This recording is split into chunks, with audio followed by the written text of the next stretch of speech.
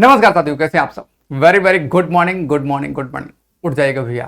स्वागत है आप सबका संविधान के आज भाग नंबर 2 का पहला आर्टिकल यानी कि अनुच्छेद नंबर 5 में। आज हम बात किसी करने वाले हैं, नागरिकता की बात करने वाले हैं। आज का हमारा टॉपिक क्या रहेगा, नागरिकता। तो नागरिकता शुरू करेंगे उससे पहले कुछ आपको इंफॉर्मेशन थोड़ी सी दे देता हूं। संविधान के भाग नंबर 2 में अनुच्छेद हमारे पास कहां से रहेंगे, 5 से लेकर 11 तक नागरिकता पाई जाती है।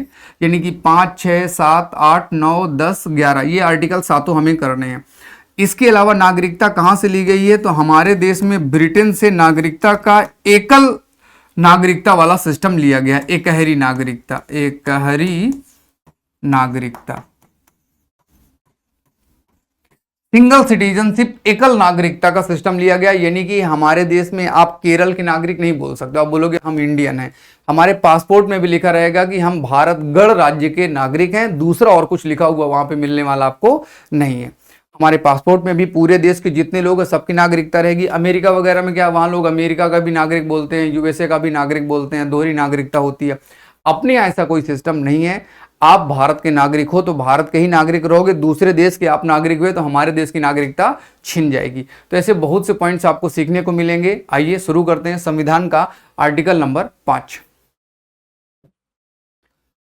अनुच्छेद नंबर 5 कहता क्या है, अनुच्छेद नंबर 5 कहता है संविधान के प्रारंभ पर नागरिकता। अब बताओ संविधान हमारा प्रारंभ कब हुआ, तो संविधान तो भैया हमारा प्रारंभ होता है 26 तारीख को। 26 तारीख को जनवरी का महीना साल 1950, 26 जनवरी 1950 को संविधान हमारा लागू हुआ। हालांकि देश हमारा आजाद कब हुआ था, तो देश हमारा आजाद होता है 15 अगस्त 1947 को। लेकिन संविधान हमारा कब लागू होता है, तो संविधान हमारा लागू होता है 26 जनवरी 1950। कोई पूछ ले संविधान सभा की अंतिम बैठक, तो 24 जनवरी बताएगा। साल आपको पता, 2 साल 11 महीने 18 दिन में संविधान हमारा तैयार हुआ। तो संविधान के प्रारंभ यानी कि 26 जनवरी के दिन से नागरिकता के बारे में बताया गया कि जो लोग 26 जनवरी 1950 को भारत के नागरिक हैं वे आगे क्या रहने वाले हैं। पढ़िएगा क्या लिखा है, इस संविधान के प्रारंभ पर 26 जनवरी प्रत्येक व्यक्ति जिसका भारत के राज्य क्षेत्र में अधिवास है, यानी कि जिसका घर भारत की सीमा के भीतर है, जो भारत में निवास करता है और जो भारत के राज्य क्षेत्र में जन्मा, संविधान के प्रारंभ होने और उसके बाद अब जो भी भारत में पैदा होगा भारत की बाउंड्री के भीतर, लेकिन वो तो विदेशी भी पैदा हो सकते हैं, जिसके माता पिता या उनमें से, मतलब कोई विदेशी भारत में पैदा हो जाएगा उससे मतलब नहीं है, ऐसा व्यक्ति जिसके मम्मी पापा भारत के नागरिक हैं, भारत के राज्य क्षेत्र में जन्मा था, यानी कि उसके मम्मी पापा भारत में जन्मे हों, या ऐसे प्रारंभ से ठीक पहले कम से कम 5 वर्ष तक भारत राज्य क्षेत्र में मामूली तौर पर निवास किया हो, भारत का नागरिक होगा। ऐसा व्यक्ति जिसके मम्मी पापा भारत के नागरिक थे वह, या आजादी से पहले पैदा हुआ है लेकिन 5 साल से भारत में रह रहा है, थोड़ा बहुत कभी रहा कभी नहीं रहा लेकिन रेगुलर लगभग बना हुआ है, तो ऐसा व्यक्ति भारत का नागरिक होगा।